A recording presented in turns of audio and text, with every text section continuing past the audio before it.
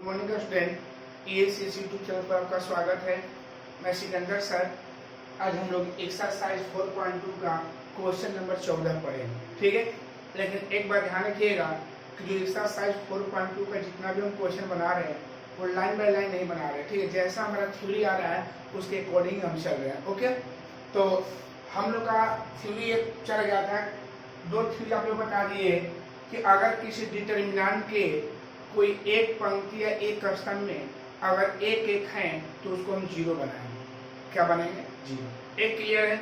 Zero बनाने के बाद क्या करते हैं कि उस डिटर्मिनेंट के अंदर अगर फार्मूला होगा तो फार्मूला बैठाएंगे, कॉमन होगा तो कॉमन लेंगे, ओके। तीसरा नोट में आया होगा कि अब उसके बाद पूरा डिटर्मिनेंट हम लोग क्या करते हैं, कॉमन लेते हैं।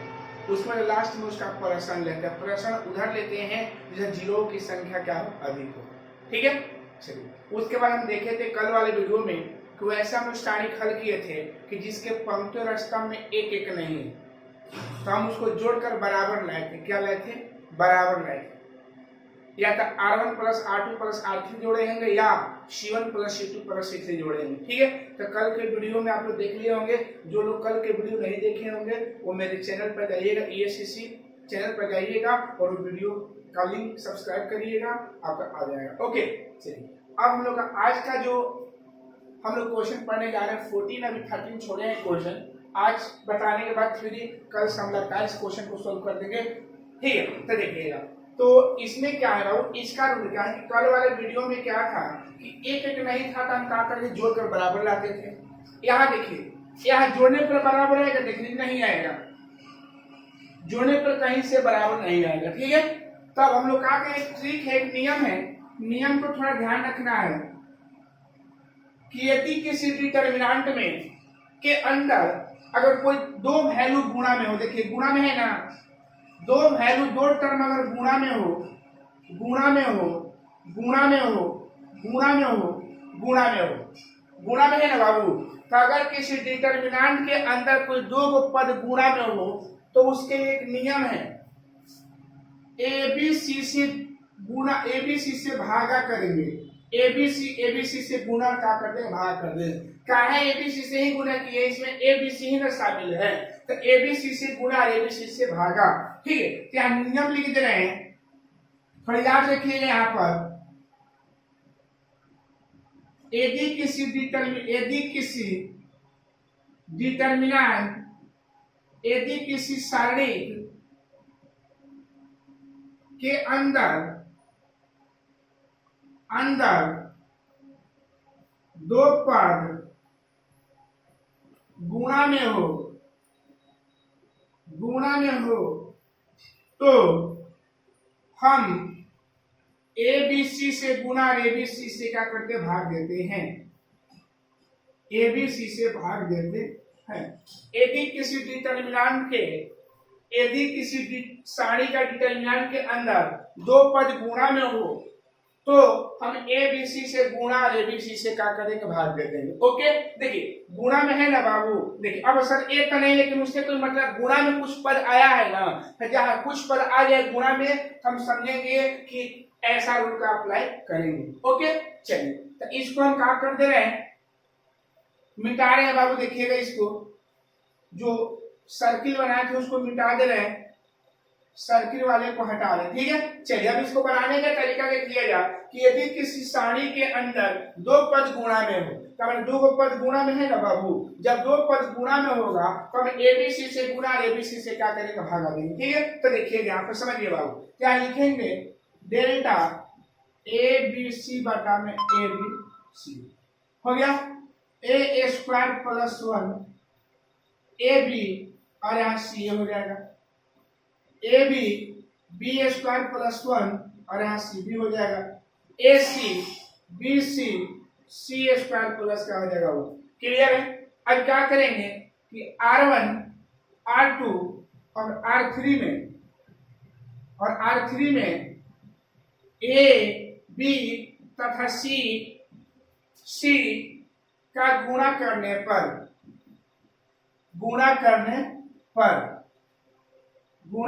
पर, ठीक है। क्या लिखिएगा, multiply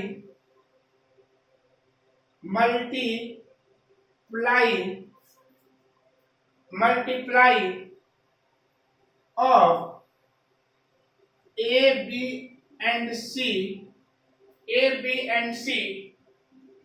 from R1 R2 and R3। हम कहा कि multiply by A B C A B and C from R1 R2 and R3। ठीक है, तो डेल्टा यहाँ हो जाएगा, ध्यान दीजिएगा, क्या ए बी का हो जाएगा सी हो जाएगा बाबू, मल्टीप्लाई ए का गुना किसमें करना R1 में, तो क्या हो जाएगा ए cube plus A square B और यहाँ ए स्क्वायर सी हो जाएगा। ठीक है, R2 में बी का गुना करना है तो ए बी स्क्वायर, यहाँ क्या बन जाएगा बी क्यूब प्लस बी और यहाँ बी स्क्वायर का बनेगा सी।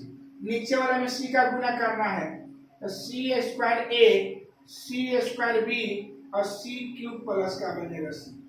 क्लियर है, हम गुणा कर दिए। ओके, चलिए अब गुणा करने के बाद ध्यान देना है बाबू क्या करना है, यहाँ पर इतना तो समझ गए होंगे कैसे इसको हल करना है। अब देखिए, अब हम क्या किए कि गुणा किए ऐसे, फिर लिखिएगा कि taking common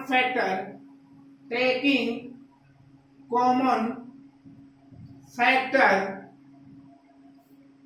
A B and C from C1 C2 and C3। इसका मतलब ये हुआ यहाँ पर कि C1 C2 और C3 से A B और C का कॉमन लेने पर तो कॉमन लेंगे, इसको इरेज करें बाबू, ध्यान दीजिएगा, जब कॉमन लेंगे तो क्या होगा डेल्टा ए निकल जाएगा, बी निकल जाएगा, सी फिर एबीसी हो जाएगा। एबीसी लिखा C1 से तो बोलिएगा ए स्क्वायर प्लस 1 नीचे बी स्क्वायर और नीचे सी स्क्वायर हो जाएगा, सी स्क्वायर हो गया। चलिए इसमें बी का था A square plus B square plus 1 और नीचे सी स्क्वायर हो जाएगा बाबू।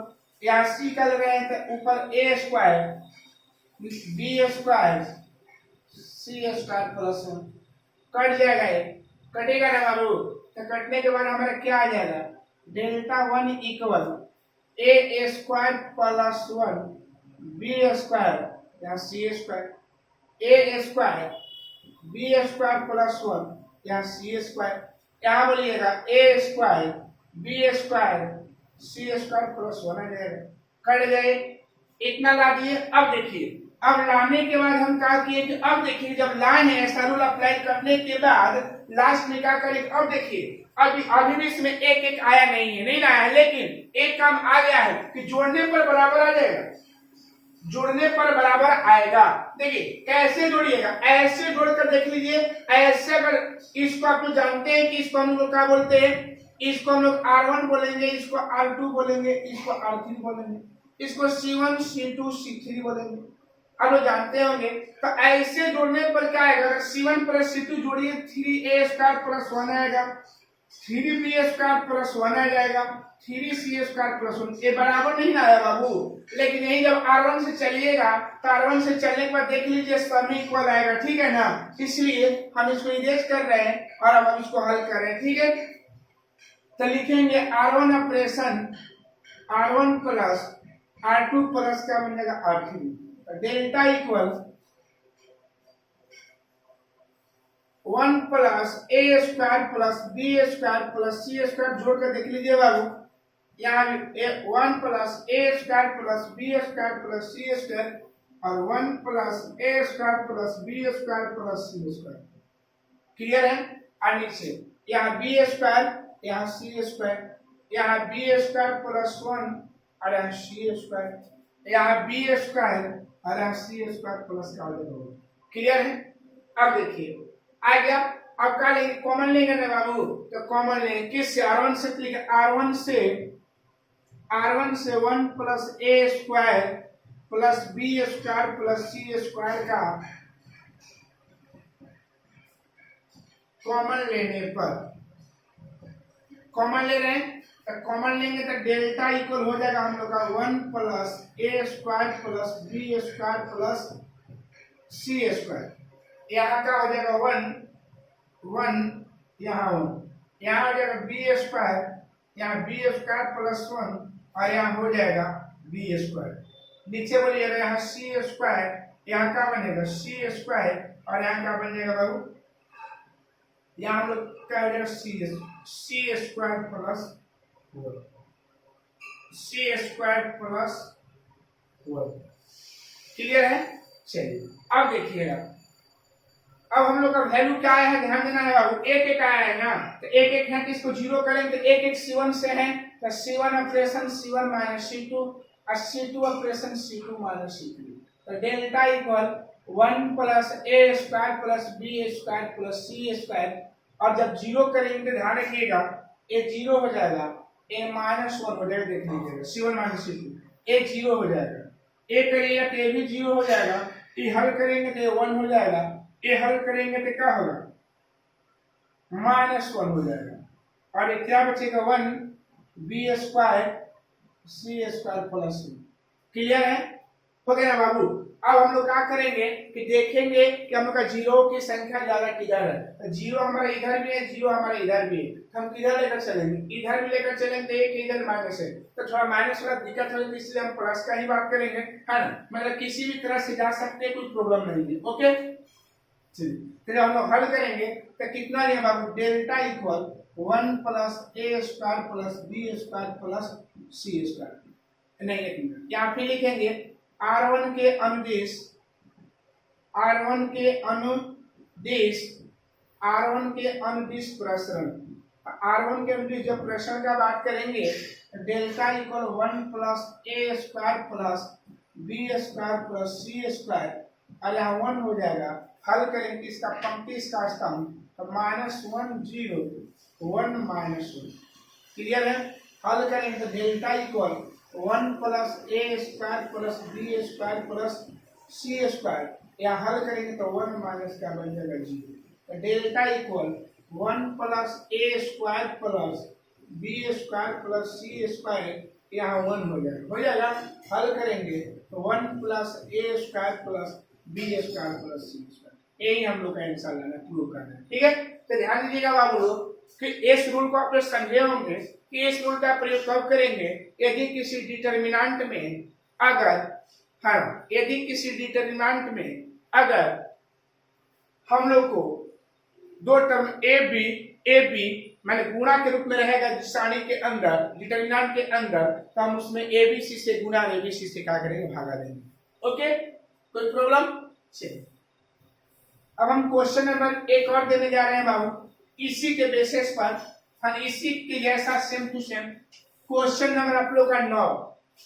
देखिए हम जैसे जैसे बताएंगे वैसे वैसे आप लोग को ध्यान देना है, हम थ्योरी के अकॉर्डिंग चल रहे हैं, है ना, कोई इसमें अलग रूल नहीं डालेंगे, जैसे जैसे प्रोसेस हम देंगे ये आपकी किताब में कोई रूल नहीं है, ध्यान रखना होगा। ठीक है, चलिए यहाँ हो जाएगा x y z, यहाँ x square y square z square, यहाँ हो जाएगा, यहाँ y z x z और x y हो जाएगा। यहाँ लाना क्या है, x minus y, y minus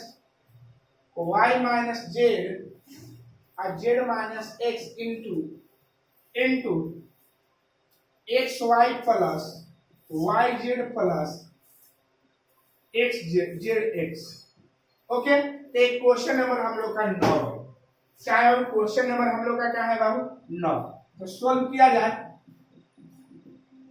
late मान लिया जाए, तो लेट डेल्टा इक्वल क्या हो जाएगा, x Y z, x square y square z square, y z x z x y. देखिएगा पहले आप चेक करिएगा, पहले आपको चेक करना है, क्या चेक मतलब जांच करना है क्या कि पहला एक एक है कि नहीं, तो क्या इसके पंक्ति स्थान में एक एक है नहीं रहे, तो एक एक वाला हम लोग का नियम खत्म हो गया कि एक एक नहीं है। दूसरा नियम हम लोग जांच करेंगे कि क्या जोड़ने पर बराबर आ रहा है कि नहीं, जोड़ने पर कहीं से बराबर आएगा नहीं आएगा, तो हम लोग का दूसरा नियम भी खत्म हो जाएगा। अब तीसरा नियम जब करेंगे, जब जोड़ने पर नहीं आएगा तो हम डायरेक्टली वही x y A B C से या एक्स वाई जेड से हम लोग गुना करेंगे, या देखेंगे कि इसके अंदर कोई पद गुना के रूप में है कि नहीं। तो गुना के रूप में है ना बाबू, देखिए तो वो काम करेंगे ना, यहाँ क्या लिखेंगे, delta equal x Y z by x Y z, x Y z by x Y z. Okay, क्योंकि एक्स वाई जेड क्यों लिखे, इसमें एक्स वाई जेड है, तो x Y z x square y square z square, यहाँ y z यहाँ x z यहाँ x y हो जाएगा। अब लिखेंगे R1 R1 R2 और R3 में x y और z का कॉमन लेने पर कॉमन लेंगे तो डेल कॉमन एक गुणा करेंगे, एक्स वाई जेड का गुणा करने पर देखिएगा, तो गुणा करेंगे तो ऊपर वाला एक्स वाई जेड गायब हो जाएगा, तो गायब होगा तो ऊपर एक्स स्क्वायर यहाँ एक्स क्यूब एक्स वाई का बन जाएगा जेड हो जाएगा, यहाँ वाई स्क्वायर वाई क्यूब यहाँ भी गुणा करें तो एक्स वाई जेड हो जाएगा, फिर z square z cube x Y का बन जाएगा जेड बन जाएगा। ठीक है, यहाँ क्या लिखे कि R1 वाला में x का गुणा करना है, R2 वाले में y का गुणा करना है और R3 वाले में किसका गुणा करना है, z का। जब गुणा किए तो क्या बराबर अंक आ गया बाबू, देख लीजिए ऐसे। तो हम लोग क्या करेंगे, C3 से एक्स वाई जेड का कॉमन लेने पर taking common factor x Y z from C3। Okay, जब कॉमन लेंगे बाबू तो क्या हो जाएगा, हम लोग का यहाँ पर एक्स वाई यहाँ जेड हो जाएगा और नीचे भी एक्स वाई जेड हो गया, और क्या हो गया यहाँ x square y square z square, यहाँ हो जाएगा x cube y cube z cube और यहाँ 1 का बन जाएगा, कट जाएगा एक्स वाई जेड से एक्स वाई जेड हमारा क्या हो गया, कट गया। क्लियर है, एक्स वाई जेड से एक्स वाई जेड हमारा क्या हो गया, कट गया। Clear, confirm. चलिए अब हम लोग क्या करेंगे, ऊपर लिखेंगे तो क्या बनेगा, ऊपर लिखेंगे तो ऊपर लिखने में तो क्या होगा, यहाँ हो जाएगा x square y square z square x cube y cube और जेड क्यूब 1 का आ गया बाबू। चलिए 1 ओके, क्लियर। अब एक आ जाएगा ना, तो जब एक आ जाएगा तो इसका हम लोग का घर का नियम है, एक आएगा तो हम उसको क्या बनाएंगे, जीरो बनाएंगे। क्या बनाएंगे, जीरो। क्या बनेगा बाबू, जीरो। तो जीरो कैसे बनाएंगे, R1 से कि R2, तो R1 R2 R3 है, तो R1 में एक है, R2 में एक है, R3 में एक है, तो हम लोग क्या लिखेंगे, R1 operation R1 minus R2 और R2 ऑपरेशन R2 माइनस का हो जाएगा R3। डेल्टा हटा देना बाबू, X square minus Y square X Q minus एक मिनट और Y three X Q minus क्या बन जाएगा वाई थ्री, और ये हो जाएगा एक मिनट और ये हो जाएगा जीरो। ओके, यहाँ ध्यान दिया जाए, यहाँ Y square minus Z square, यहाँ Y Q minus Z Q और यहाँ हो जाएगा जीरो, और यहाँ हो जाएगा जेड स्क्वायर और यहाँ हो जाएगा जेड क्यूब और यहाँ हो जाएगा 1। क्लियर हो गया। चलिए अब बताएंगे आप लोगों को कि जहां जब जीरो ला देते हैं देखते हैं कि उसके अंदर फार्मूला आने वाला है कि नहीं। तो फार्मूला है ना बाबू, एक्स माइनस वाई और यहाँ एक्स प्लस का बन जाएगा वाई। क्लियर है, यहाँ ये भी फार्मूला हो जाएगा, एक्स माइनस वाई और ये हो जाएगा x square plus x y plus का हो जाएगा वाई स्क्वायर। क्लियर है, और ये जीरो हो जाएगा, कंफर्म है जीरो। अब यहाँ देखिए, यहाँ पे हो जाएगा y माइनस जेड और यहाँ y प्लस जेड। क्लियर है, यहाँ हो जाएगा y माइनस जेड और y square plus y Z plus Z का स्क्वायर और ये भी जीरो हो जाएगा। नीचे देखिएगा जेड स्क्वायर जेड क्यूब और यहाँ क्या हो जाएगा 1 हो जाएगा। अब कॉमन लिया जाए ना तो क्या लिखे R1 और R2 से x माइनस वाई तथा y माइनस जेड का कॉमन लेने पर taking common factor x minus y and y minus z from R1 and R2 लिख लिया इंग्लिश में। फिर से एक बार रिपीट कर दे रहे हैं। Taking common factor x minus y and y minus z from R1 and R2 okay. तो क्या हो जाएगा डेल्टा इक्वल यहाँ x माइनस वाई और y माइनस का हो जाएगा जेड। देखिए तो बचेगा क्या यहाँ पर x प्लस वाई बचेगा और यहाँ बचेगा x square plus x y plus y square बचेगा, यहाँ 0 हो जाएगा। फिर यहाँ y प्लस जेड हो जाएगा, यहाँ Y square plus Y z square और यहाँ 0 हो जाएगा। यहाँ क्या होगा जेड स्क्वायर जेड क्यूब और यहाँ क्या बन जाएगा। ओके कंफर्म हो गया। चलिए अब आप लोग को बताया गया होगा कि देखते हैं कि जीरो की संख्या किधर ज्यादा है। ओके तो जिधर जीरो की संख्या ज्यादा होता है हम उधर ही हल करते हैं ना बाबू। तो देखिएगा तो जीरो किधर है ऐसे है ना बाबू। तो क्या लिखेंगे C3 के अनुदेश C3 के अनुदेश प्रसरण एक्सपेंडिंग अलोंग थर्ड कॉलम तो क्या delta equal x minus Y और y माइनस जेड 1 लेंगे बाबू। इसका रो इसका कॉलम बंद कर देंगे, क्या बच जाएगा x plus y x square plus x y plus y square. नीचे क्या हो जाएगा y प्लस जेड और y square plus Y z plus z square. Confirm हो गया यहाँ पर। चलिए अब हम लोग आगे बात करते हैं है ना। अब इसको हल किया जाएगा बाबू। तो देखिएगा delta equal x minus Y और वाई माइनस जेड हो जाएगा।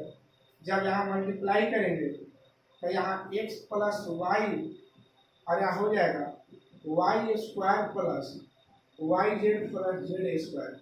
माइनस होता है यहाँ वाई प्लस जेड और यहाँ हो जाएगा x square plus x y plus y का स्क्वायर। क्लियर है। अब इसका मल्टीप्लाई किया जाए x minus Y Y minus z. Multiply जब करेंगे तो देखिएगा पहले एक्स का गुना तो एक्स वाई का square plus x Y z plus x z का स्क्वायर। फिर प्लस हो जाएगा यहाँ वाई क्यूब। क्या बन जाएगा बाबू वाई क्यूब एक minute y cube plus y square Z plus Y Z का स्क्वायर। क्लियर है। यहाँ माइनस हो जाएगा, क्या हो जाएगा। अब इसका भी गुना करेंगे तो हम पूरा चीज बदल जाएगा, माइनस माइनस सब हो जाएगा। पहले थे यहाँ पर X square Y minus X Y का स्क्वायर माइनस वाई क्यूब फिर से X square Y X Y का स्क्वायर और माइनस वाई क्यूब। अब देखिएगा यहाँ पर minus x square Z minus X Y Z और minus Y square Z. Clear है। तो delta equal x minus Y और वाई माइनस का है जेड है। कंफर्म हो गया।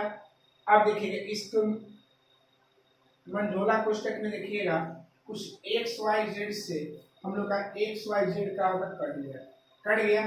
उसके बाद क्या कटेगा वाई क्यू से हम लोग का वाई क्यू भी कटेगा। और कोई टर्म कटने वाला है तो देखा जाए। हम एक्स वाई स्क्वायर से एक्स वाई स्क्वायर कट जाएगा, एक्स वाई स्क्वायर से एक्स वाई स्क्वायर कटेगा कंफर्म है। और वाई स्क्वायर जेड से माइनस वाई स्क्वायर जेड कटेगा। अब तो नहीं कटने वाला है 1 2 3 4 अब तो नहीं कटने वाला है बाबू। सबको उतार दिया जाए तो क्या होगा जब उतारेंगे तो क्या बच जाएगा एक्स जेड का स्क्वायर फिर क्या बचेगा प्लस वाई जेड का square minus x square Y minus x square Y minus x square zero. मंझोला कोष्टक हो जाएगा बाबू। चलिए delta equal x minus Y Y minus Z. Clear है। अब देखिए बाबू हम इसको एक थिंग करना चाह रहे हैं, ठीक है।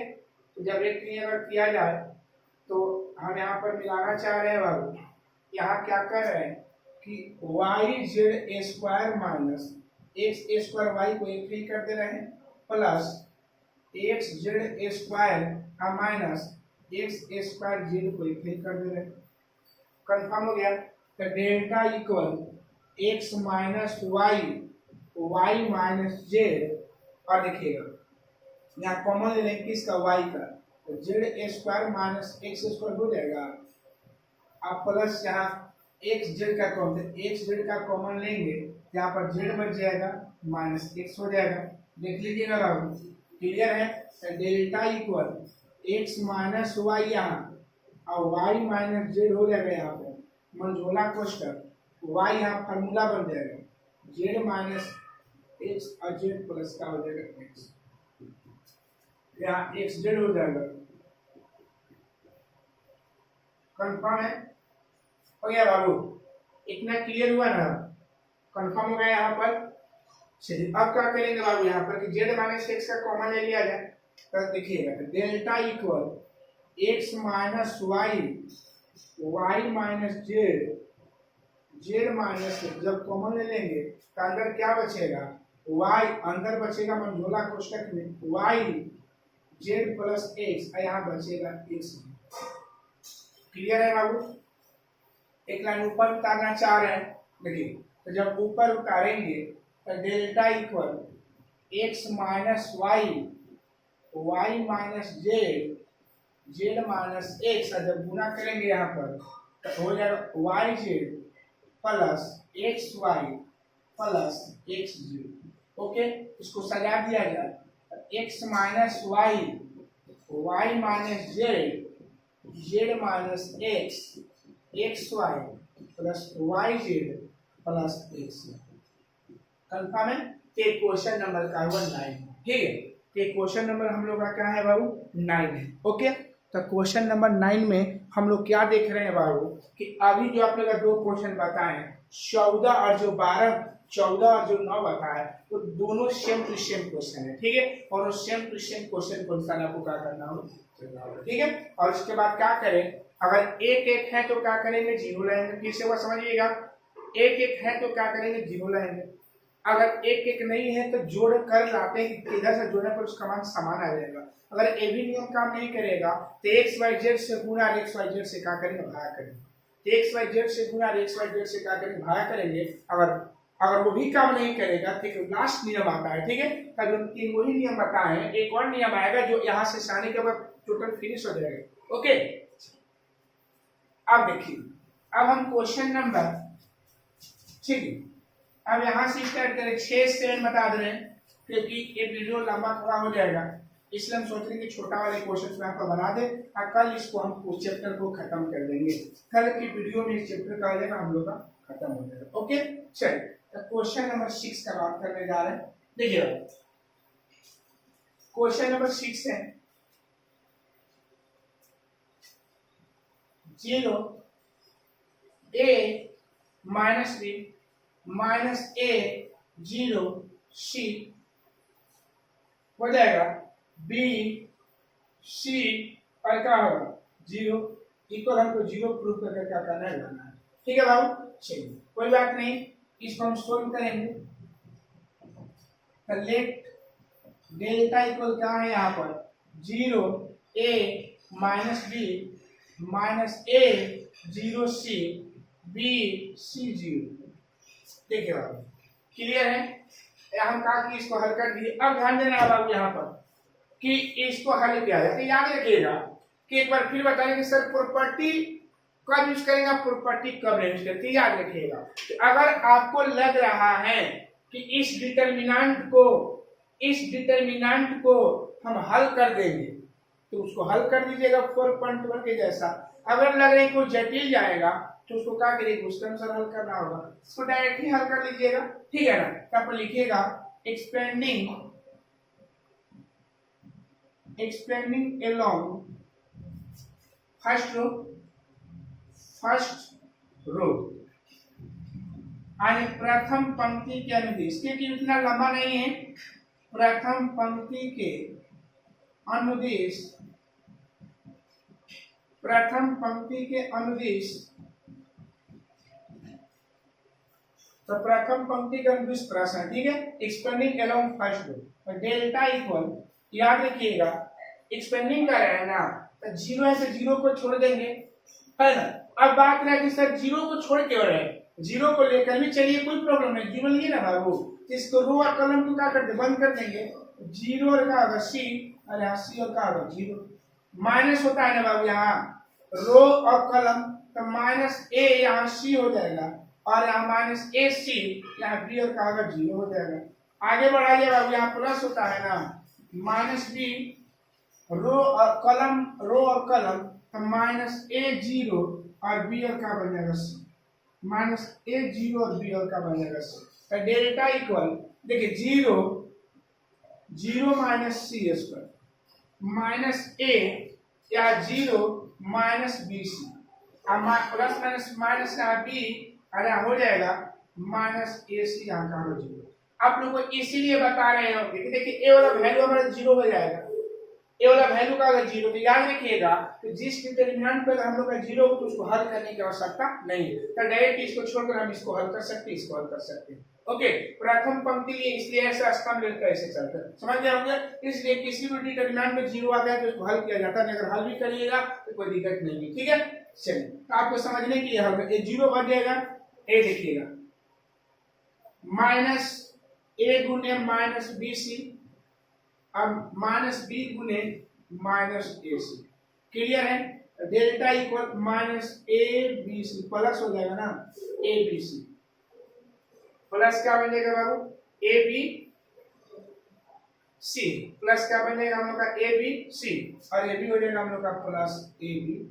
एक मिनट थोड़ा सा लग रहा है गलत हुआ है, फिर से मिला लीजिए बाबू इसको, इसके रो और कलम को बंद करेंगे तो जीरो सी सी जीरो, इसके बंद करेंगे तो क्या हो जाएगा यहाँ minus A C minus minus A C B zero, minus A C B zero, और यहाँ रो कलम तो माइनस ए जीरो बी और का सी हो जाएगा। यहाँ होता है प्लस माइनस प्लस जीरो हो जाएगा माइनस ए, और यहाँ हो जाएगा जीरो माइनस का बन जाएगा बीस, प्लस माइनस माइनस यहाँ हो जाएगा माइनस ए सी और का होगा बीस, क्लियर है, ठीक है। तो हम लोग गुणा कर दिए, अब इसको हल करना है। एक क्वेश्चन थोड़ा सा गलत उतर गया है, इसको हम सुधार रहे हैं, माइनस बी माइनस सी यहाँ भी है बाबू, ध्यान देना है। केवल क्वेश्चन को फिर से मिला देना, zero A minus B minus A zero minus C B C zero, ठीक है। तो याद रखिएगा जीरो को लेंगे तो जीरो माइनस सी यहाँ हो जाएगा, ठीक है। इसको लेंगे तो माइनस ए माइनस सी हो जाएगा, क्लियर है। अगर इसको लेंगे तो minus A zero B C हो जाएगा, ये तक सही है। चलिए यहाँ जब हल करेंगे तो हम जीरो यहाँ प्लस बी सी हो जाएगा, ओके, बाकी सब सही है, ठीक है ना। ए प्लस बी सी हो जाएगा, ए प्लस बी सी हल करेंगे तो प्लस बी सी और ए प्लस बी सी हो जाएगा, ठीक है। तो प्लस बी सी आए तो माइनस ए बी सी हो जाएगा, यहाँ पर minus minus plus A B C हो जाएगा, डेल्टा को ऊपर का होगा जीरो, ठीक है। तो थोड़ा सा क्वेश्चन गलत उतार दिए थे, यहाँ भी माइनस सी मिला लीजिएगा एक बार फिर से, क्वेश्चन सही, ठीक है। तो क्वेश्चन नंबर क्या है 6 हो गया, ओके। क्वेश्चन नंबर क्या है बाबू 7, क्वेश्चन नंबर क्या है 7, क्वेश्चन नंबर 7, ओके। तो क्वेश्चन नंबर हम लोग का 7 है, देखिए क्या है बाबू minus A square B A, यहाँ क्या है सी, आगे बोलिएगा बाबू A B minus B square, यहाँ सी बी हो जाएगा, यहाँ ए सी बी सी और यहाँ माइनस सी स्क्वायर हो गया। लाना क्या है 4a square B square C square, ये हम लोग को आंसर लाना है, ठीक है। चलिए तो इसको हम सोल्व किया जाना बाबू, जब सोल्व करेंगे let delta equal minus A square A B A C B A minus B square B C C A C B minus C square.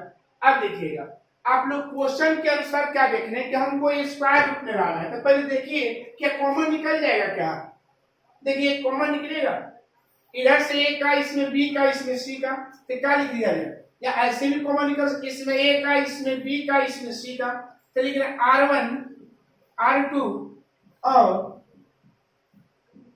R3 से R1 R2 और R3 से ए बी और सी का, A B और सी का common लेने पर delta equal A B C का ए बी सी निकल जाएगा। एक किससे निकला R1 से, तो माइनस ए हो जाएगा, ए बी हो जाएगा, ए सी हो जाएगा। इस R2 में बी का तो ए हो जाएगा, ये माइनस बी हो जाएगा, ये सी हो जाएगा, और इसमें सी का तो ए हो जाएगा, ए बी हो जाएगा, और ये माइनस का सी हो जाएगा।